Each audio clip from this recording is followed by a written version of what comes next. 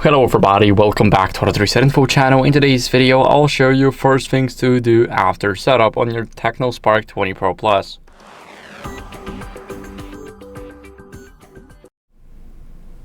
So first, what are we going to do is we're going to connect to the Wi-Fi. So, of course, we're going to scroll down to Control Center. We're going to tap on Wi-Fi and click on More Settings. Here we are in the Wi-Fi. Let me just quickly try and adjust the brightness so you guys can see everything. We're going to select our network. And once we select the network, as you guys can see, we're going to click Connect. Now it is obtaining our IP address and we are connected. What are we going to do next is we're going to go over and check our eSIM setup. Sorry, not eSIM, but SIM setup. We're going to go over and simply add a SIM card. So the first thing we want to do, let me just quickly close the phone up. Here at the bottom, we have the SIM tray. So we need to go over and use our SIM tray opener to kind of push it out. Now we're just gonna, let me just quickly grab it. It might be a bit hard if you guys don't have, for example, any fingernails. But if you do have them, then that's really easy. Sometimes it may take you a while, just like it took me. But here, let me place the phone like this. Here we have our card. Now we need to notice the pattern on how it is sitting here. Make sure that it says SIM 1 right here. Or if you're planning to add 2 SIMs, you can put the second one here. But here we have our SIM card. Now we want to match it inside and we want to make sure that it stays kind of flat here so that we can close our SIM tray here. Now we're going to put it in. Make sure to not force it. If it's not going in, then make sure to not force it. Now we're just going to tap it in and make sure that it is completely flat. What are we going to do next is we're going to check if it is already here. So we got our mobile Vikings, as you guys can see, and it all works just fine. What are we going to do next is we're going to add a Google account. So it's very important. We can back it up that way. We're going to go over into the Play Store. As you guys can see, it is a bit laggy after we entered our SIM card, but it's totally normal since the phone just got set up. So what I like to do here is I like to just close and open it again. We're going to click on sign in here. And basically, whenever we sign in, we have to give our email, password, and then we will set up our Google account on the device. So let's go over. Let's type in our mail. We got the confirmation that the card is working, the SIM card. As you guys can see, we got our mail here. If you use @gmail.com, you don't have to type it in. It will automatically put you as @gmail.com. So that's a little bit of a fun fact. As you guys can see, it crashed. It's pretty normal, but this time it did not crash us out of the app. Sometimes it is just crashing from the beginning, and it is completely normal. As you guys can see, we have to click on sign in again, and I'll get back to you once I enter the password. Finally, after entering our password, what we will see is who will be using this device. So I'll choose the first option. We're going to click next. And this is the part where it also likes to crash after you agree to the terms of service. Pretty normal. It's the issue of the Google Play Store, and it is not fixed yet. So we have to wait for a fix. But right now, we just have to get through the worst of the worst, which is the setup here. Now, of course, we're going to enable both of those things so we can turn on the backup on our device. So whenever we lose the device, we can still access everything from it. Here we can allow all photos to turn on the backup, and of course now we are in the Google Play. Here you can verify your purchases with password or biometrics. I'm going to use password for this one, and I'll see you guys in a second. Now, as you guys can see, what we're going to do is we're going to update apps from Play Store now. So we're going to go to our avatar, go to my apps and games, and here we have updates available. As you guys can see, we're going to click update all. And sometimes it also likes to crash, but this time, as you guys can see, everything is going smoothly. So let it install in the background, and in the meantime, what we're going to do is we're going to go to settings and we're going to set up some screen locks. So as you guys can see, I am in the settings right now. Here, what we're going to do is we're going to go to password and security. Here we have the password and biometrics. We're going to add lock screen passwords. I always use the numeric password. You have to enter from 4 to 16 digits. I'm gonna enter 6. And my password is 123456. It is really a common password. You shouldn't be using it. You have to create your own password, which is strong enough. And now what are we going to do is we're going to go over and select what notifications we want to see on our lock screen. So when our screen is locked, we have a couple of choices. You can show notifications. So if somebody sees your phone, even if it's unlocked, if it's locked, then they will see notifications. Here you can show notifications but hide content. So you will see that somebody messaged you on WhatsApp, for example. Or you just know that WhatsApp sent you a notification, but you don't know what that is. It could be a message from WhatsApp telling you that the backup did not go well, or somebody telling you hello, for example. So the second option is definitely the best. The third option is where you don't even want to know that you received a notification. We're gonna click done, and we got our numeric password. Now we're gonna enter our fingerprint, and we need to enter the password that we just created. Once we do that, we click on add fingerprint, and we're gonna click on next. As you guys can see, we wanna simply place our finger and lift after we feel a vibration. So now let's go over.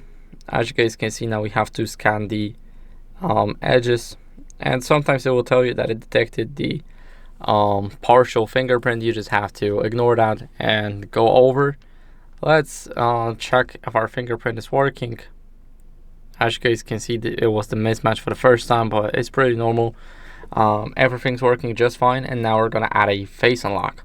So here we have to enter our password again, and we're gonna enroll our face. So enrolling our face is really easy. We have to look into the camera with our eyes, and of course there will be a circle. Now you need to position your face here.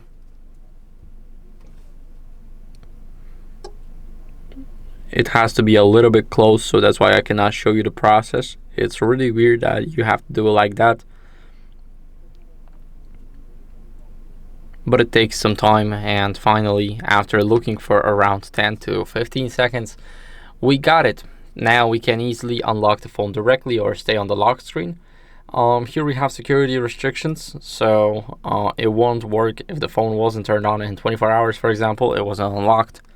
What are we gonna do is we're gonna simply look at it, and you can see right at the top here, we unlocked it just by easily going over and adding our face unlock. What are we gonna do next is we're gonna go over and set up the Google Pay. So to set up the Google Pay, it's actually really easy. Sometimes you may not have your wallet installed, and it is pretty normal because on some phones it comes pre-installed, on some it just doesn't. That's why you have to go over into the Play Store and type in Google Wallet. Now of course we're waiting for the keyboard to finally turn on. We're gonna click on Google Pay, even though it's called Google Wallet, but it will still be the first, not the first, but the second option here for me. We're gonna click install, and now we wait for it to install. After finally installing those background apps and the Google Wallet, we're gonna click open, and now we can set it up by just selecting our account. Once we select our account here, what are we gonna do is we're gonna go over, allow it to send us notifications, click on the plus button, and here you can add a payment card, transit pass, loyalty card, gift card, and everything else. So you can take a photo of a barcode or a QR code, and it will be also added to your wallet. Now we're gonna click on payment card, and here you can click on new credit or debit card. Of course, here, as you guys can see, we have the card number that we can easily enter, for example. Of course, this number is random. I'm not trying to give out the cards like this, but here we just enter our month and year of the expiration date, the CVC or CVV2 code from the back or from the front, depending on how your card is designed.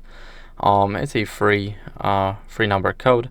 We're gonna click save and continue, and as you guys can see, after you do that with your original card, you should have it right at the top here. So instead of, for me, if I have the get ready to pay option, you will have the your card option, so you'll be able to click on it, view transactions, how much money you spent, and etc. But remember, this app is not a bank, it just acts as your Google Wallet. Of course, what are we going to do is we're going to go over into settings, And here in more connections, we have the NFC. We want to make sure that tap to pay is basically as a default payment. So our Google Pay should be the default payment, and always pay with app in use, or we can always use default. So we will always use the Google Wallet. And that's how we can set it up. Now, what are we going to do is we're going to talk about a battery a little, because talking about the battery is very good here. We want to make sure that we are on the best battery optimization level. Here we have Battery Lab. Once we click on Battery Lab, we don't have a lot of options, but the first one is battery draining apps undetected. So this here will tell you if there are some apps that may be draining your battery a little too hard. Also, if you go here, you guys could have seen that we have 3 options to clean the cache junk, optimize the memory, and deep clean application junk. So we can click here, click on clean, and as you guys can see, we need to give it the user permission. So we need to go here, permit usage access, and now it is looking. So we got 215 megabytes back. It doesn't seem like a lot, but it really is a lot. Now we can leave and do the same. Here we have the power boost. So this, it basically boosts up our battery. We have that icon that it is basically just giving us more battery, and basically it's like going over and enabling the power saving mode. So this will extend your battery. As you guys can see, estimated 2.4 hours can be extended.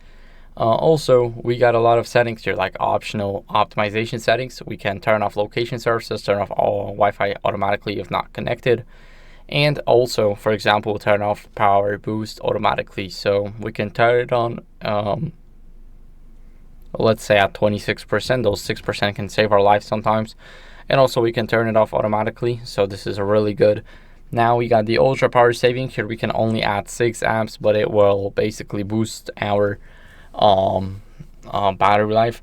And in those 6 apps, you never choose any games, because this basically destroys the whole purpose of ultra power saver. Now we got the battery saving settings, and also there's a smart power saving like sleep, standby optimization, short video optimization, adaptive battery, and we want to make sure that all of that is enabled. Also, you can enable the sleep standby optimization, so it can end at 12 a.m. and start at 12 a.m. and end at 6 a.m. Now, here we also have the screen of sleep, screen of scheduled push, and battery saver. Here, as you guys can see, we have the battery saver, and it is also boosting our battery. And here we have battery optimization, so we can go over here, click on all apps. Well, maybe not, because there's too much of them, but here we can see the calendar storage, for example. It is not available, so we have to find an app that is available. Here we can optimize the battery use, click done, and now it is done. So that's what we can do here. Now let's go over into the battery settings. Here we have the battery usage, so we can check how many percent of the battery we used, how much percent. Here we have the battery percentage, so we can see it in the status bar. Now if you go over into control center, you cannot see it, so it's really important that you keep this enabled. And here, low battery shutdown warning. Basically it will tell you that you have 30 seconds to plug in your phone on 2%. So 30 seconds is not a lot of time for 2%, even though the 30 seconds should be enough. It isn't. I always keep this off. I always check out my battery, and if I have 2%, I know that I can squeeze a lot more than 30 seconds. Here we have charging completion tone, so we can play the sound whenever charging is completed. It is really good. And here we have the charge. Now in charge, there's only one setting, and it's charging safety protection. As you guys can see, you cannot turn this off or turn this on. It's already turned on. And that's basically all with the battery. And so here we have the one battery draining apps detected. As you guys can see, it is searching and it found an app. It's photos. We're gonna click optimize now, and it is optimizing the app. So that's how you guys can do it. Now, as a last resort, what are we gonna do is we're gonna go over and set up our widgets. So setting up our widgets is really cool. We just simply pinch into our screen, we go to widgets, and here we can add something that is really cool, or something that we need. So here we have the Gmail. Here we have the Gmail label. I'm gonna add it to desktop. And as you guys can see, it isn't here. So sometimes it may be glitched out. As you guys can see, pretty normal. This is definitely an old software. We're gonna click add to desktop, and we can choose the folder now. Click done, and it's here. So we can check our inbox from the little bit of a panel here. Now we're gonna go over and pinch it again. We can change the widgets. We can add calendar, for example. We can add to desktop. Then now our calendar is here. We can basically we cannot basically change it, so we're gonna keep it like this, and we gotta know upcoming calendar events. What are we gonna do is we're gonna change our wallpaper, for example. So here we can change the wallpapers. There's a lot to choose from, and also the high theme, we can change it. So you can change basically anything in that phone. We're gonna set this camera, sorry, not camera, but this wallpaper up. Now we're gonna go to desktop settings, and as you guys can see, we can change the appearance. So we can change the desktop grid. We can make it bigger. Now icon columns within a folder, we can change it to 3x4 or 4x4. 4x4, I recommend this option right here. Also the text color, we can put it in white, and scrolling direction of AZ, vertical or horizontal. Now the icon size, we can easily make them a bit lower, so I'll use 90% instead of 100. Also the page turn effect, you can change it, so I'll add a cube, and let's see how it works. Now we're gonna go over. Here we have others. We can do the folder scrolling. Here we have the feature settings and also the hidden apps. So now we're gonna leave.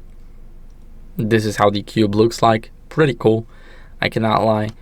And as you guys can see, almost everything is now set up, but we're missing one thing. We want to check for software updates in these settings. It's very important. And as you guys can see, let's go back to the top. What are we going to do here is we're going to scroll down, go to system, and go to system update. It is very important that we check for updates because we want to make sure that our new phone does not have any glitches. We're going to go and do the online update.